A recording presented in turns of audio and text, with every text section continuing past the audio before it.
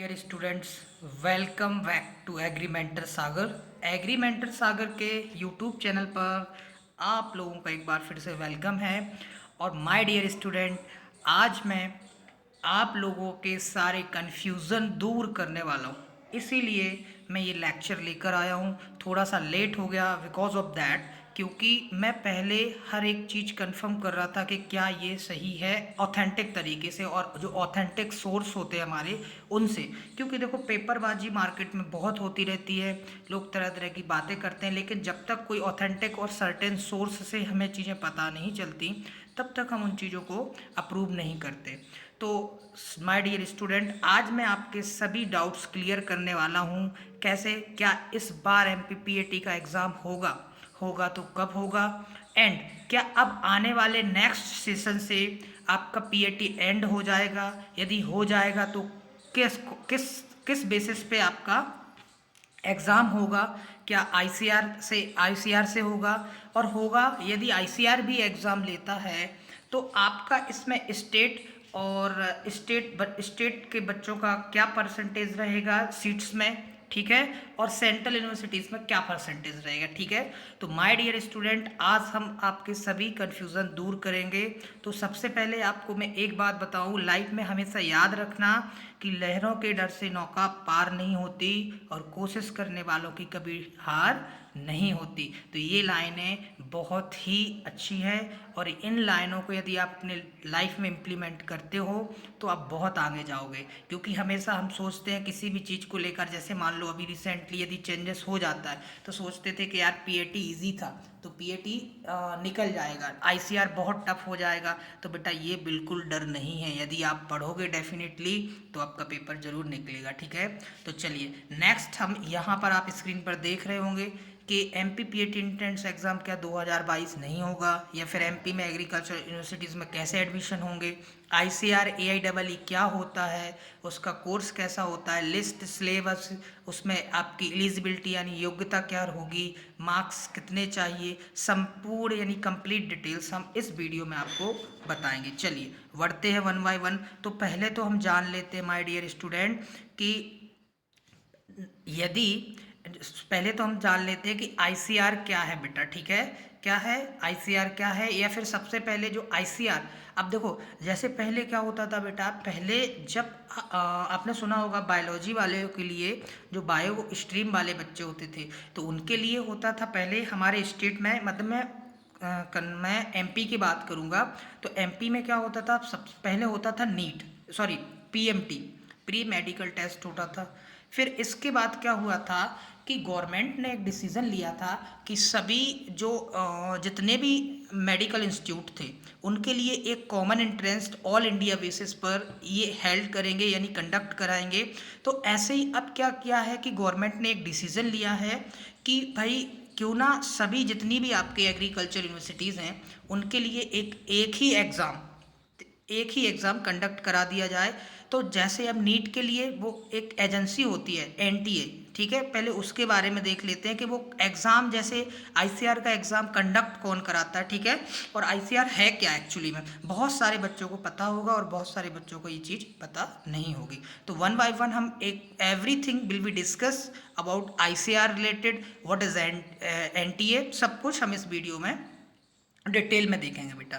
तो यहाँ पर क्या है, NCA क्या है, तो NCA क्या है बेटा, द मिनिस्ट्री ऑफ एजुकेशन। यहाँ पर जो NCA है हमारा, the ministry of education, government of India establish the national testing agency, establish the national testing agency. इन्होंने क्या किया, गवर्नमेंट और इंडिया की जो मिनिस्ट्री आती है हमारी एजुकेशन मिनिस्ट्री, उन्होंने NTO को इस्टेब्लिश किया है, किसके लिए, एन इंडिपेंडेंट ऑटोनॉमस बॉडी है।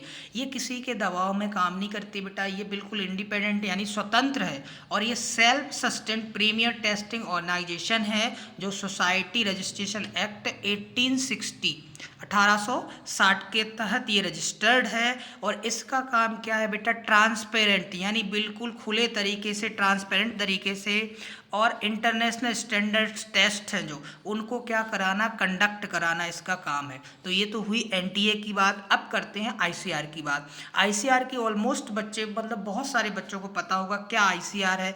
आईसीआर क्या है बेटा? ICR apex body of coordinated guidance and managing research and education in the agriculture entire the country. तो इंटायर कंट्री यानी आईसीआर जो हमारा है Indian council of Indian council of agriculture research. तो ये जो आईसीआर है हमारा, ये एक क्या है, अपेक्स बॉडी है। किसके लिए? जो गाइड करती है और जो मैनेज करती है रिसर्च और एजुकेशन, किसमें? एग्रीकल्चर में। तो सबसे बड़ा डिपार्टमेंट है हमारे एग्रीकल्चर का, और वो किसके अंदर में आता है बेटा? Department of agriculture research and education, DARE. एक डिपार्टमेंट है जो डेयर किसके अंदर में आता है? डेयर आता है हमारा ministry of agriculture and farmers welfare के अंडर में बेटा ये डेयर आता है, ठीक है। और इसके अंदर में, डेयर के अंडर में आता है हमारा आईसीआर। तो आईसीआर के बारे में आप मोस्टली जान ही गए, ज़्यादा बात करने की ज़रूरत है नहीं, क्योंकि यदि हम एग्रीकल्चर वाले हैं तो आई नो अबाउट दैट कि आपको इतना तो पता होगा। चलिए नेक्स्ट जो है, नेक्स्ट क्या है बेटा? नेक्स्ट है हमारा, ये आईसीआर पढ़ लिया हमने। अब देखते हैं AIEE टेस्ट क्या होता है, जिसकी अभी रिसेंटली बहुत माहौल गरमाया हुआ है कि अब क्या पीएटी होगा या नहीं होगा, ठीक है। तो इसके लिए अभी क्या है, जो अभी एक रिसेंटली एक पेपर में आया था, मैं अभी लास्ट में आपको कंप्लीटली बताऊंगा क्या रोल इसका रहने वाला है। बट सबसे पहले आपको ये जानना ज़रूरी है कि जो आईसीआर टेस्ट कंडक्ट कराता है वो टेस्ट क्या है और कैसे ये रोल प्ले करता है। अभी रिसेंटली जो अभी करा रहा है आईसीआर, उसमें क्या है बेटा? उसमें ये है कि ये जो AIEE होता है, ये अंडर ग्रेजुएट, पीजी यानी UG PG, under graduation, post graduation, PhD सभी के लिए होता है। तो अभी ये कराता था जो इसकी सेंट्रल गवर्नमेंट यूनिवर्सिटीज़ होती थी और जो स्टेट एग्रीकल्चर यूनिवर्सिटीज़ की 15% सीट्स होती थी, उनके लिए टेस्ट होता था, ठीक है। तो all India entrance examination test, all India entrance examination for admission, इसका फुल फॉर्म होता है AIEE का, all India entrance examination for admission. ये क्या है? यूजी के लिए कंडक्ट होगा, और admission to bachelors degree programs in agriculture and allied sector other than veterinary science के लिए भी यहाँ पर एडमिशन आप ले सकते हो यदि ये टेस्ट क्वालिफाई करते हो एट एग्रीकल्चरल यूनिवर्सिटीज़। देखो 15% जो आपकी एग्रीकल्चरल यूनिवर्सिटीज़ की सीटें हैं उसके लिए, और 100% जो 15% किसके लिए बेटा?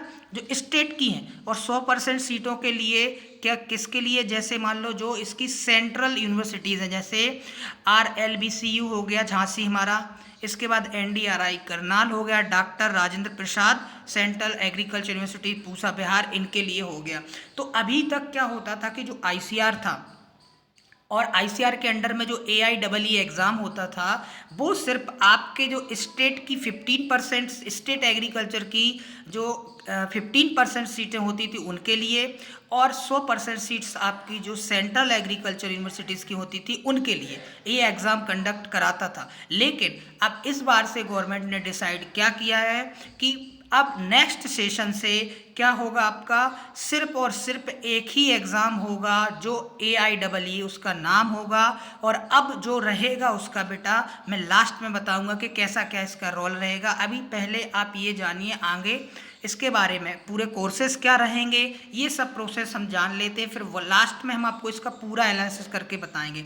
तो इसके लिए जो आपके ये जो ऑफ़र करेगा कोर्सेज आईसीआर, ठीक है, आप आईसीआर का टेस्ट देते हो तो ये ऑफर करेगा आपको कोर्सेज कौन कौन से? आईसीआर यूजी कोर्स स्टूडेंट के लिए जो 12वीं कक्षा पास हो चुके हैं, है ना, जो कृषि क्षेत्र में अपना करियर बनाना चाह रहे हैं, ऐसे छात्र जिनके पास क्या होनी चाहिए, कम से कम साइंस स्ट्रीम होनी चाहिए। साइंस स्ट्रीम जानते हैं, जैसे कोई बच्चा मैथमेटिक्स लिए 12th में तो उसका क्या PCMB ग्रुप होगा, मैथमेटिक्स, फिजिक्स और केमिस्ट्री से वो इस एग्ज़ाम को दे सकता है।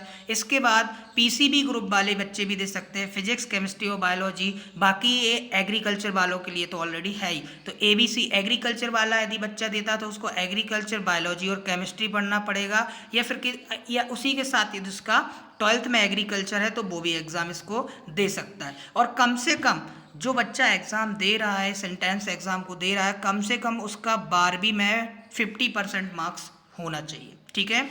और यही मापदंड यदि हम SC ST और ट्रांसजेंडर या PW की जो श्रेणी या कैटेगरी के जो स्टूडेंट्स हैं उनके लिए कम से कम 12th में आपके 40% मार्क्स होना अनिवार्य है। अदरवाइज इससे कम आपकी परसेंटेज जाती है बेटा तो ये एग्ज़ाम आप नहीं दे पाते।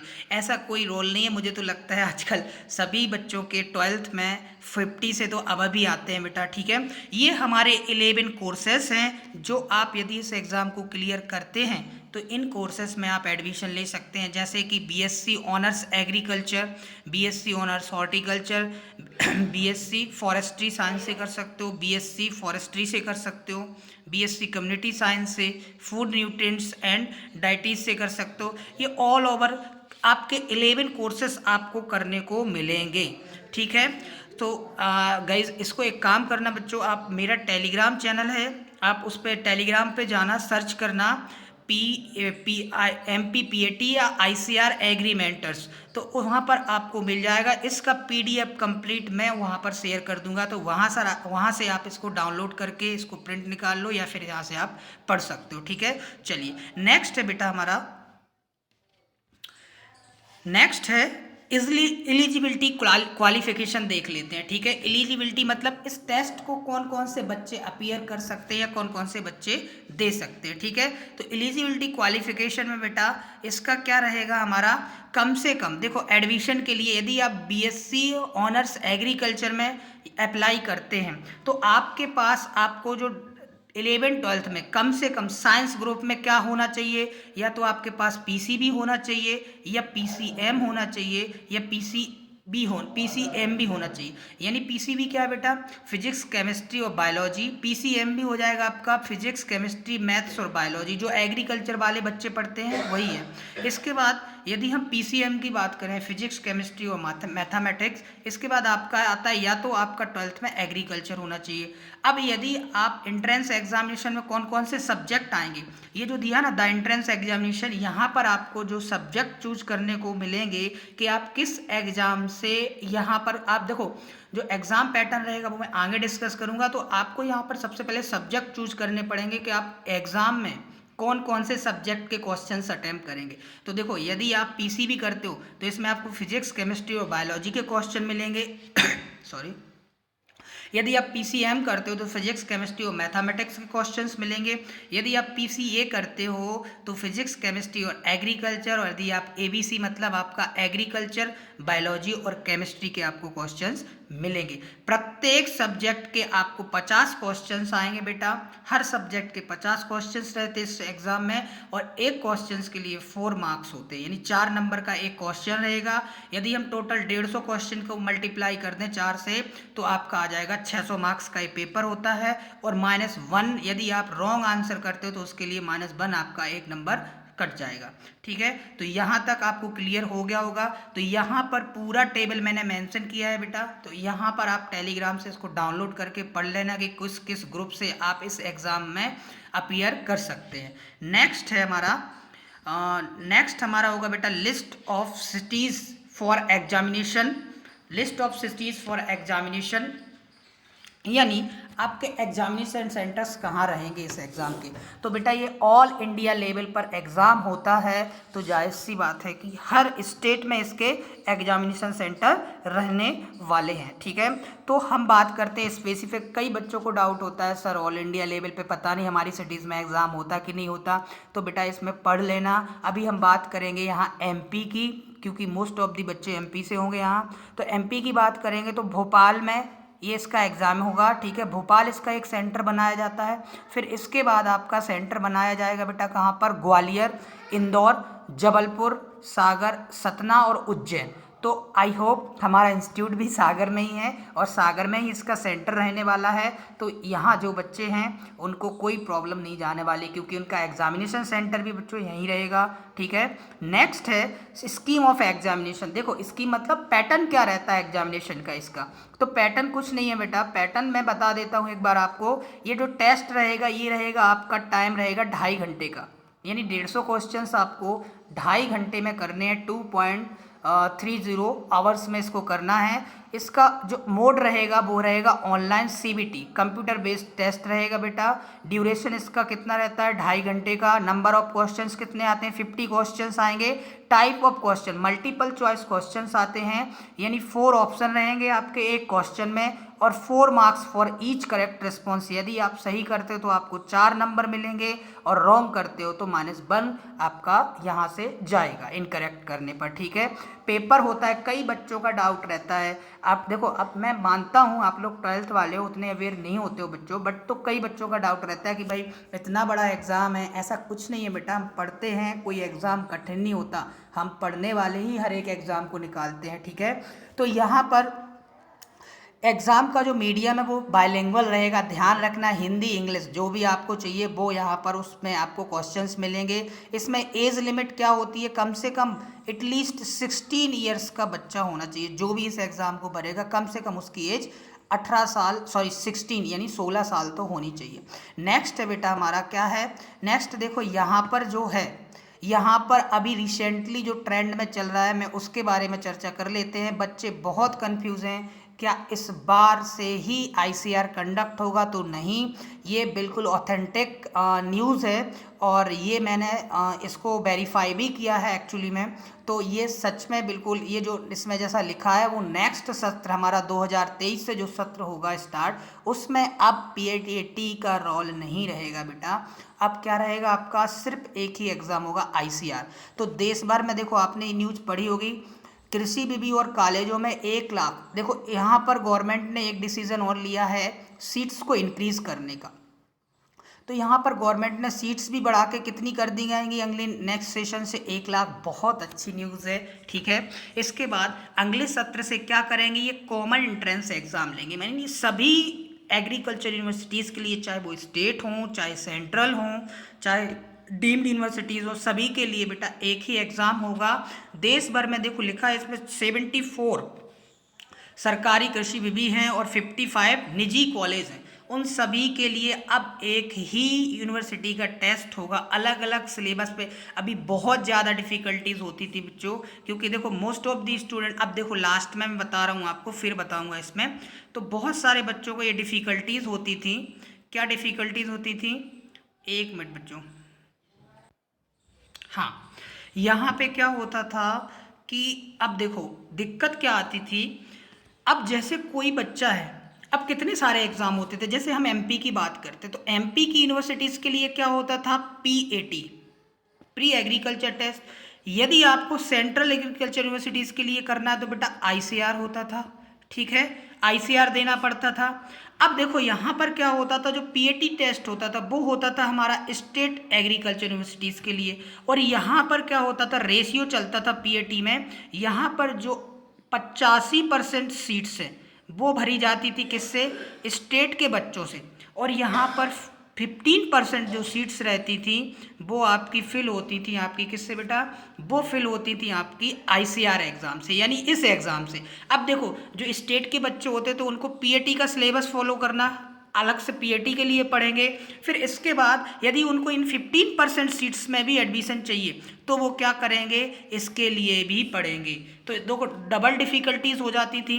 अब यहाँ पर क्या होगा कि अभी जो रेशियो कर दिया गया है इसको 85% से क्या कर दिया गया है 80%, और यहाँ पर बढ़ा दिया गया है 20%। तो बेटा यहाँ पर आपके लिए गुड न्यूज़ ये है कि एक ही एग्ज़ाम का सिलेबस आपको पढ़ना पड़ेगा, और साथ में आपको देखो यहाँ पर 2 रैंकिंग बनेगी। एक तो स्टेट वाइज आपकी रैंक बनेगी फॉर 80% सीट्स के लिए, जैसे MP के बच्चे हैं तो इस MP की लिस्ट अलग जाएगी, और यहाँ पर आपको यही 80% सीट्सों पर रैंकिंग जाएगी। सिर्फ स्टेट के मतलब मध्य प्रदेश के जितने भी विद्यार्थी हैं उनके लिए इन्हीं सीटों पर एडमिशन मिलेगा, उनका अलग से रैंक जाएगा बेटा। तो बिल्कुल घबराने की ज़रूरत नहीं है, एग्ज़ाम का लेवल बड़ी ज़्यादा जाएगा, सिलेबस ज़्यादा रहेगा, बट कंपटीशन आपके स्टेट में ही रहने वाला है।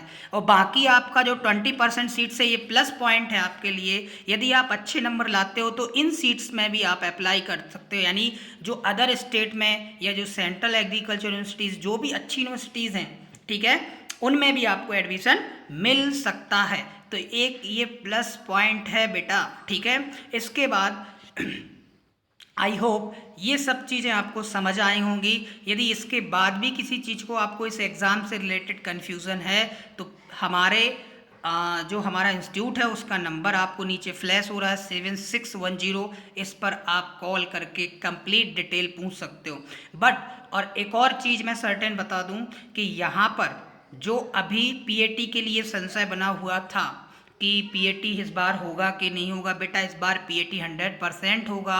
और ऐसा मुझे एक सोर्स से पता चला है कि may be it will be conducted, मतलब ये अब जब पेपर है तो ये हमारा सितंबर मंथ में फाइनल हुआ है कि हो सकता है, ठीक है। लेकिन बेटा इस बार तो पीएटी होगा ही होगा, तो ये सितंबर मंथ में जा सकता है, यानी सितंबर क्लियर है कि सितंबर में पेपर होगा ही होगा, ठीक है।